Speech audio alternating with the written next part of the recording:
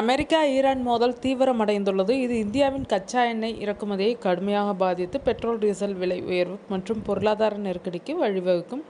America மற்றும் Israel இணைந்து மேற்கொண்ட தாக்குதலுக்கு பிறகு ஈரான் கடுமையான பதிலடி நடவடிக்கைகளை தொடங்கியுள்ளதாக தகவல்கள் தெரிவிக்கின்றன.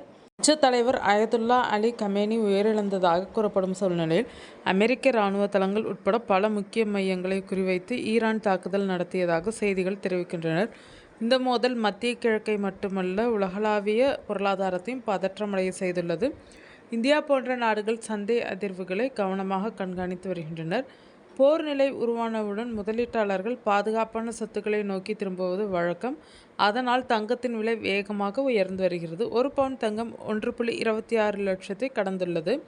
உலக அரசியல் பதற்றம் நீடித்தால் தங்கம் மேலும் சாதனை படைக்கும் என்ற எதிர்பார்ப்பு நிலவுகிறது. நாணய மதிப்பு சரியும் நேரங்களில் தங்கம் பாதுகாப்பு கவசமாக மாறுகிறது.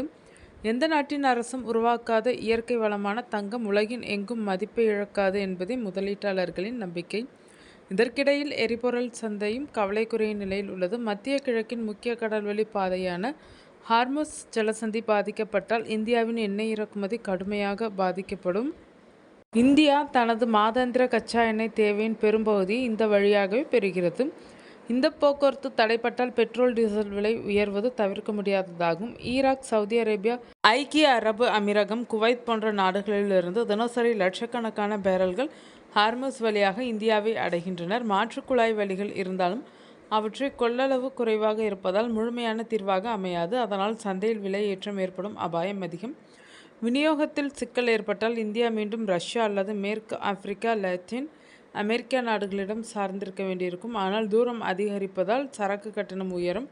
இதன் விளைவாக விலைவாசி உயர்வு உலகளாவிய அளவில் தாக்கம் செலுத்தும். போரின் நேரடி தாக்கம் எல்லை கடந்தாலும் அதன் பொருளாதார அதிர்வு உலகம் முழுவதும் உணரப்படும் என்பது நிச்சயம்.